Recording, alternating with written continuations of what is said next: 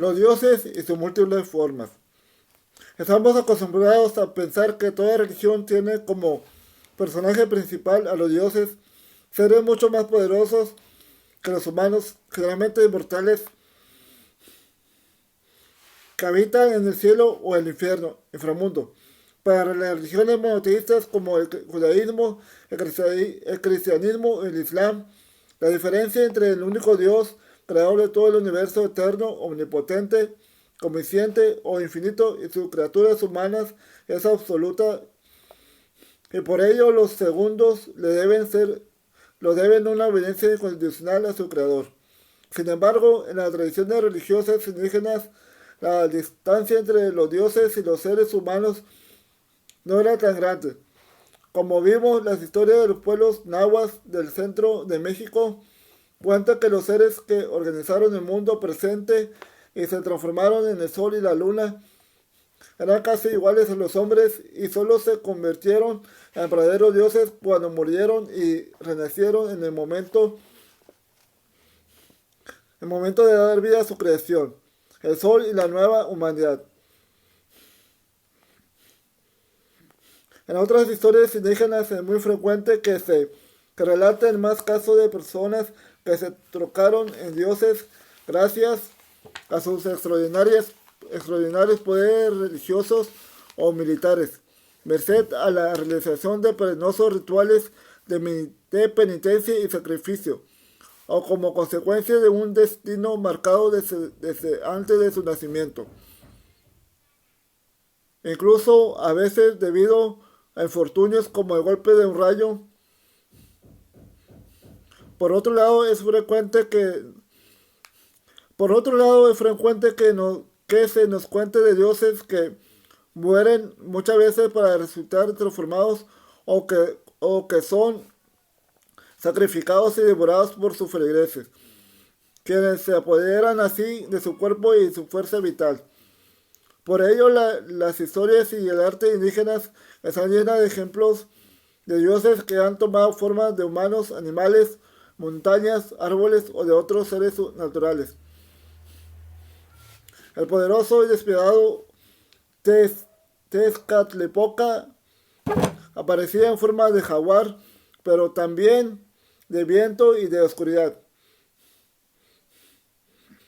El brilloso dios guerrero Huitzilopochtli, patrono de los mexicas o aztecas, se mostraba en forma de águila o el mismo sol.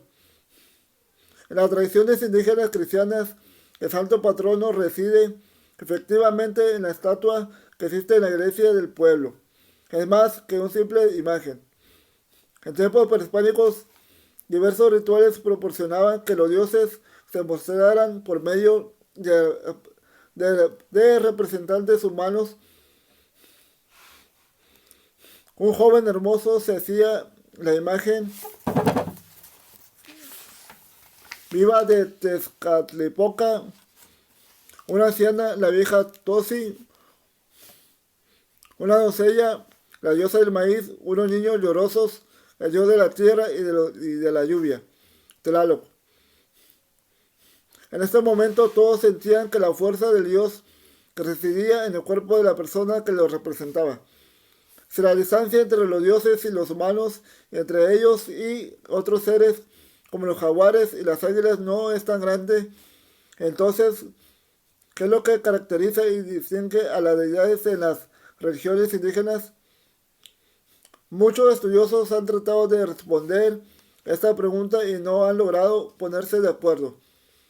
No lo han ayudado el hecho de que la palabra náhuatl, Teotl, normalmente traducida como Dios o divino, significa también grande, poderoso, viejo, auténtico.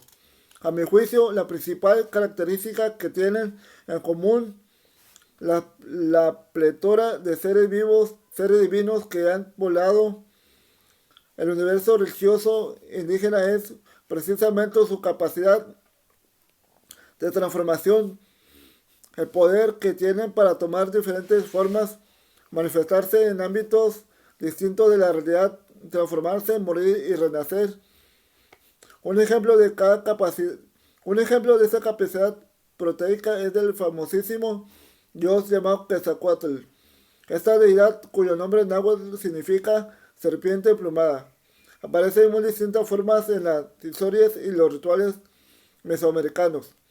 Es mencionado como uno de los dioses más poderosos que crearon el cosmos en repetidas ocasiones y más específicamente como el creador de la humanidad actual. Se le asocia con el viento con el nombre de Execatl. También tomó la forma de los diversos gobernantes humanos que fundaron las principales dinastías de reyes en casi todas las ciudades, estados de Mesoamérica, y nació y murió en diversas ocasiones, o, según algunos relatos, se alejó por el océano rumbo al oriente, prometiendo volver a restaurar el orden en sus ciudades. Igualmente es la deidad asociada al conocimiento intelectual y a los oficios más refinados de los seres humanos, como la plumería y la orfebrería. Se le atribuye la invención del autosacrificio, es decir, la práctica de ofrendar la propia sangre para alimentar a los dioses. Finalmente, en tiempos coloniales, los españoles aprovecharon algunas de sus supuestas características físicas, como la piel blanca y la larga barba, así como la noticia de que había partido para el oriente y prometido regresar para identificarse con este dios y afirmar que las profecías prehispánicas habían predicho la llegada de los hombres blancos venidos del otro lado del mar y su victoria sobre los indígenas. El dios Tezcatlipoca, el del espejo humeante en náhuatl, es otra deidad eternamente mutable y precisamente su capacidad de transformación se asociaba a sus atributos de conocedor y repartidor del destino entre los humanos y a su temida propensión a engañarlos y burlarse de ellos. Por eso se asociaba con el coyote, un animal conocidamente tramposo, y también con la oscuridad nocturna, bajo cuyo imperio la vista humana perdía su capacidad de discernir a los seres y podía ser embaucada con facilidad. A quienes sabían descifrar sus enigmas o también la presencia de ánimo para confrontarlo. Tezcatlipoca podía otorgarles grandes poderes y riquezas a quienes caían en sus trampas o exhibían cobardía, los reservaba crueles castigos. Las estafas de esta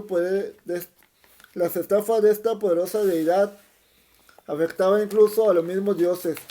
En el paraíso de Tamoanchan, al inicio de los tiempos, Tezcatlipoca sedujo a la diosa Xochiquetzal, pluma florida, la deidad de la belleza y las flores, y así provocó su expulsión y la de las otras deidades de ese lugar.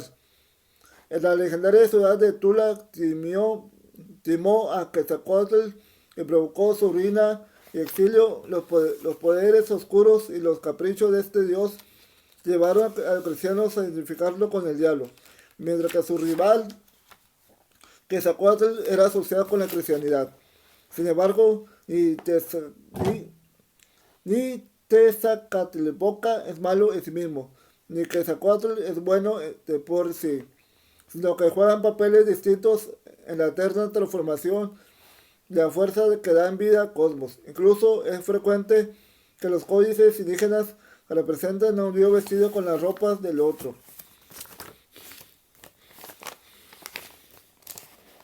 No menos versátil es la figura del dios llamado Tlaloc, el de la tierra en náhuatl, Chac en maya o Cosijó en zapoteco. Esta deidad, una de las más antiguas de las religiones indígenas, se asociaba con la tierra y con la fertilidad que viene de ella, y se vinculaba por eso con la lluvia. Sus poderes eran tan grandes que compartía su casa con el templo principal en México, Tenochtitlan, la capital de los mexicas, con el dios patrono Huitzilopochtli. El poderoso señor de la fertilidad se asociaba con los montes donde se guardaba el agua de la lluvia y de los ríos. Ahí tenía su casa un jardín siempre florido y alegre conocido como Tlalocan, del que provenían las fuerzas frías y húmedas que daban vida a plantas y a los animales. También era homenajeado en constantes rituales, sobre todo aquellos que pedían la lluvia y la fertilidad para las cosechas. Al mismo tiempo se acudía a él y a los cerros para proteger las plantas, los platillos del peligro de granizo y la helada. Existían también una multiplicidad de deidades femeninas, algunas como Cuatlihuay, la de la falda de serpiente, madre de Huitzilopochtli, se asociaba con la tierra. Su monumental imagen de piedra es una de las esculturas más conocidas del arte prehispánico. La diosa aparece decapitada y de su cuello brotan dos serpientes que forman una nueva cabeza y dos rostros, uno atrás y dos adelante. Tienen garras de ave y de jaguar, collar y cinturón de cráneos y corazones humanos y una falda hecha de serpientes.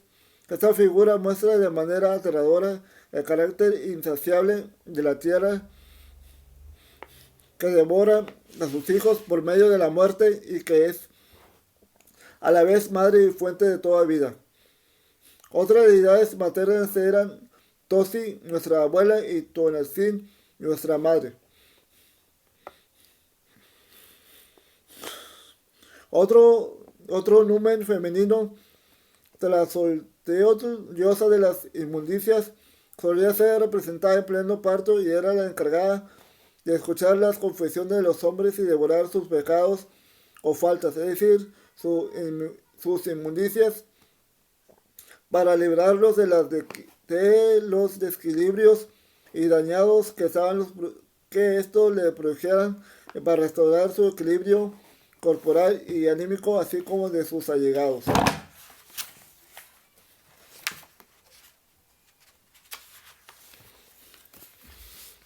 La lista de dioses se podría extender infinitivamente, pues la historia y el arte nos dan a conocer centenares de seres sagrados en las religiones indígenas. Como no tenemos el espacio para mencionarlos a todos, terminaremos esta relación presentando a otra clase de dioses particularmente cercanos a la humanidad.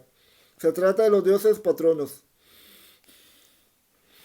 dioses deidades que se vinculan estrechamente con un pueblo particular. Incluso se hacen parientes de él y que lo protegen, gobiernan y mantienen con vida y prosperidad. La historia de los diferentes pueblos mesoamericanos menciona con mucho detalle las hazañas y los caprichos, las bendiciones y los castigos de estos dioses tutelares, como Quetzalcóatl de los toltecas, Huitzilopochtli de los mexicas, Camaxtle de los tlaxcaltecas, Tariacuri de los tarascos y Tojil de los mayas quiches de Guatemala. Pero en muchos casos no cuentan que En muchos casos nos cuentan que antes de convertirse en dioses, estos seres fueron dirigentes de sus pueblos y que, debido a su sabiduría y heroísmo, sus restos mortales se guardaban en envoltorios sagrados y así se convertirían en dioses. Estos bultos, llamados tlaquimiloyi en náhuatl, estaban hechas de telas que forraban los huesos de los dirigentes antiguos junto con corazones y otros restos de humanos, así como objetos sagrados cargados de poder como plumas, pedernales o espejos. En ellos vivía literalmente el dios patrono, quien era llevado a cuesta por un sacerdote especial conocido como Teomama, cargador del dios. Desde su bulto, el antiguo dirigente, transformado en la deidad tutelar, se comunicaba con su pueblo y lo conducía en su búsqueda de un lugar donde fundar una ciudad o le daba ánimo y fuerza en el fragor de la batalla contra sus enemigos Incluso a veces el patrono tomaba posesión de otro dirigente humano que se convertiría en su nuevo representante y hablaba y actuaba en su nombre. A camino de estos favores, los sacerdotes